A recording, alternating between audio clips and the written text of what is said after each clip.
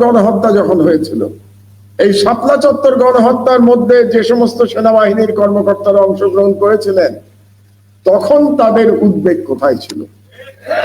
এবং আমরা দীর্ঘ সময় ধরে যখন বলেছি, লড়াই করেছি ফ্যাসিবাদের বিরুদ্ধে, তখন এই জেনারেলদের উদ্বেগ কোথায় ছিল? আমরা যখন বলেছি যে সেনাবাহিনীর এখানে একটা ভূমিকা থাকা উচিত, যে বাংলাদেশের স্বাধীনতা বিকিয়ে দেওয়া হচ্ছে, বাংলাদেশের মুসলমানদের উপর অত্যাচার করা হচ্ছে, সেখানে সেনাবাহিনীর একটা বক্তব্য থাকা উচিত, তখন জবাব দেওয়া হয়েছিল সেনাবাহিনী is a discipline force. Discipline force কোন রাজনৈতিক বিষয়ে বক্তব্য দিতে পারে না। তাহলে আজকে ডিসিপ্লিন ফোর্স কিভাবে বক্তব্য দিচ্ছে? সেদিন যদি বক্তব্য না দিতে পেরে থাকে, তাহলে এখন তাদের বক্তব্য দেওয়ার কথা নয়। তারা দেখতে পেলাম সেনাপ্রধান একটা করিডোর নিয়ে তিনি তার উদ্বেগ প্রকাশ করেছেন। তার উদ্বেগের সাথে আমরা একমত। আমরা এরকম কোন করিডোর বাংলাদেশে চাই না, সে ব্যাপারে আমরা একমত। এমন কোন করিডোর আমরা চাই না যে করিডোরের মাধ্যমে বাংলাদেশের স্বাধীনতা হুমকির মুখে পড়বে। কিন্তু এখানে একটা প্রশ্ন আসে, গত হাসিনার 16 বছর ধরে বাংলাদেশে যে ভারতীয় সাম্রাজ্যবাদের জন্য করিডোর দেওয়া হয়েছিল, তখন জেনারেল সাহেবরা কোথায় ছিলেন? এবং সেই করিডোরের বিরুদ্ধে কেন সেনাবাহিনী সেদিন গর্জে ওঠে নাই? একটা ঘটনার কথা আপনাদেরকে বলি। আজকে ব্রাহ্মণবাড়িয়াতে যারা মোদী বিরোধী আন্দোলনে শহীদ হয়েছেন, সেই সমস্ত শহীদের পরিবার এখানে উপস্থিত আছেন। এই ব্রাহ্মণবাড়িয়াতে তিতাস নদীর প্রবাহ বন্ধ করে দিয়ে সেখানে বাঁধ নির্মাণ করে ভারতকে করিডোর দেওয়া হয়েছিল। এবং এই করিডোরের বিরুদ্ধে ঢাকা থেকে আমি লং মার্চ করেছিলাম। সেই সময় বাংলাদেশের পেশাজীবী সংগঠনের আমি একটা নেতৃত্ব দিতাম। সেই পেশাজীবী সংগঠন নিয়ে আমি লং মার্চ করেছিলাম এবং আমি কোদাল দিয়ে মাটি কেটেছিলাম ওই বাঁধের মধ্যে, ওই বাঁধ কেটে দেওয়ার জন্য একটা প্রতীকী হিসাবে। সেদিন তো আমাদের সেনাবাহিনী দুর্ভাগ্যজনকভাবে নীরব ছিলেন, এবং যে কারণে শেখ হাসিনা 16 বছর ধরে বাংলাদেশে ফ্যাসিবাদ চালাতে পেরেছে, যে কারণে বাংলাদেশের স্বাধীনতা দিল্লির কাছে ভুলুণ্ঠিত হয়েছিল।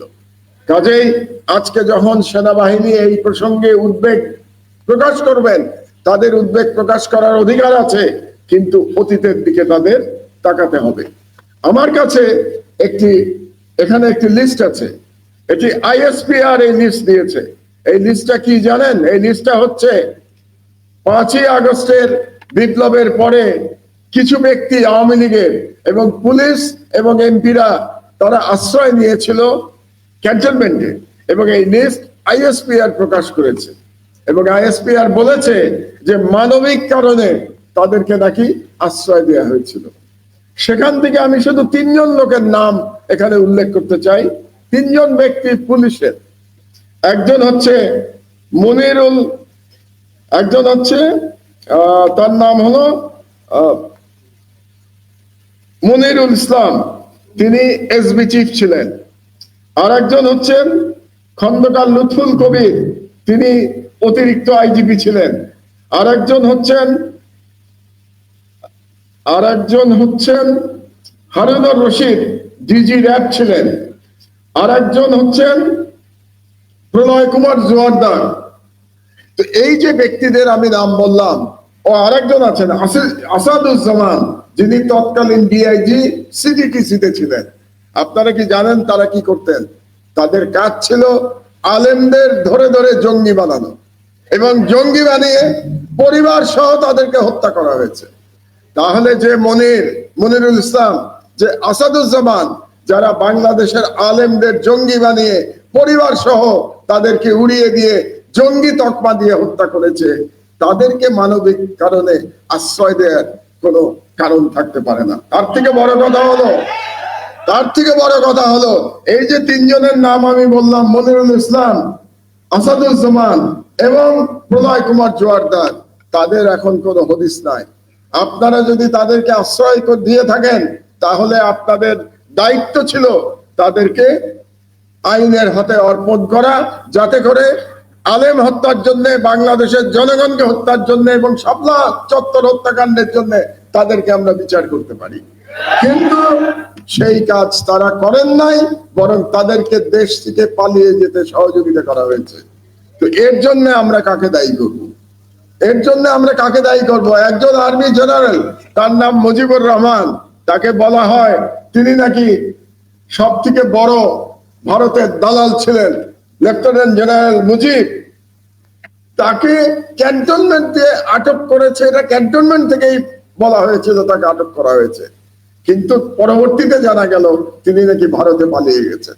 তাহলে তাকে পালিয়ে যেতে কারা সহায়তা করেছে সেই প্রশ্ন আজকে আমাদের উত্থাপন করতে হবে। আপনারা দেখতে পাচ্ছেন বিগত কিছুদিন ধরে আবার ভারতীয় দালাল গোষ্ঠী এবং ইসলামী বিদ্বেষী গোষ্ঠী মাথা চাড়া দেওয়ার চেষ্টা করছে। এই যে গত 3-4 দিন ধরে বাংলাদেশে এক ধরনের রাজনৈতিক অনিশ্চয়তা চলছে, সেই অনিশ্চয়তা নিয়ে ভারতীয় প্রত্যেকটা মিডিয়াতে আনন্দ প্রকাশ করা হচ্ছে।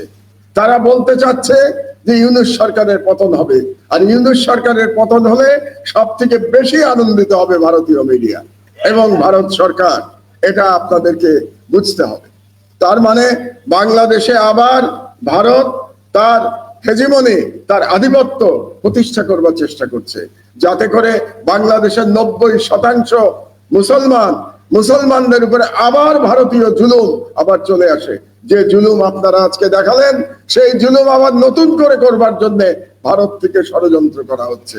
আমি আপনাদের কাছে অনুরোধ জানাই এই ষড়যন্ত্র সম্পর্কে সতর্ক থাকবেন। এবং আমি বলতে চাই আপনাদেরকে, এটা আমি কয়েকবার বলেছি, বাংলাদেশের আলম সমাজ যদি ঐক্যবদ্ধ থাকে তাহলে ভারতের ক্ষমতা নাই বাংলাদেশে আবার নতুন করে তার নিয়ন্ত্রণ প্রতিষ্ঠা করে। কাজেই আমি বাংলাদেশের আলেম সমাজকে একতাবদ্ধ থাকার জন্য, ঐক্যবদ্ধ থাকার জন্য আমি আহ্বান জানাচ্ছি। আপনারা ঈমান রক্ষা করতে তো চান নাকি? ঈমান রক্ষা করতে চান না? আপনারা স্বাধীনতা রক্ষা করতে চান না? বাংলাদেশের স্বাধীনতা রক্ষা করতে হলে বাংলাদেশের ইসলাম রক্ষা করতে হবে। বাংলাদেশের ইসলাম এবং স্বাধীনতা অঙ্গাঙ্গী ভাবে জড়িত, এটা আপনাদেরকে মনে রাখতে হবে। আমরা যদি মুসলমানের ঈমান ঠিক রাখতে পারি, বাংলাদেশের স্বাধীনতা কেউ ছিনিয়ে নিতে পারবে না। এই জন্য আমি আজকে এখান থেকে, এই মঞ্চ থেকে আমি দেশপ্রেমিক ঐক্য গঠনের আহ্বান জানাচ্ছি। আমি সেখানে ভূমিকা রাখার জন্য মাওলানা মামুনুল হকের প্রতি আমি আহ্বান জানাচ্ছি। এখানে হেফাজতের মাননীয় মহাসচিব উপস্থিত আছেন সাজিদুর রহমান সাহেব, তার প্রতি আমি আহ্বান জানাচ্ছি আপনারা জাতির মুরব্বী হিসাবে ঐক্যবদ্ধ করার আপনারা ইনিশিয়েটিভ গ্রহণ করুন। এখানে যারা রাজনৈতিক নেতৃবৃন্দ আছেন তাদের প্রতি আমি আহ্বান জানাচ্ছি, আমরা ঐক্যবদ্ধ না থাকতে পারলে আমরা যে আবার দ্বিতীয় স্বাধীনতা পেয়েছি সেটা রক্ষা করতে পারবো না। একবার আমরা প্রথম স্বাধীনতা পেয়েছিলাম, এটা রক্ষা করতে পারি নাই, কারণ ভারত সেই স্বাধীনতা ছিনিয়ে নিয়ে গিয়েছিল। আমরা দ্বিতীয় স্বাধীনতা পেয়েছি, ভারত আবার এটা ছিনিয়ে নেওয়ার চেষ্টা করছে। কাজেই দেশপ্রেমের পরীক্ষা হচ্ছে বাংলাদেশের। আমি মনে করি ভারতীয় আধিপত্যবাদকে মোকাবেলা করাই সর্বোচ্চ দেশপ্রেম। কাজেই সেই দেশপ্রেম আমাদেরকে দেখাতে হবে। আমার বক্তব্য আর আমি দীর্ঘায়িত করব না।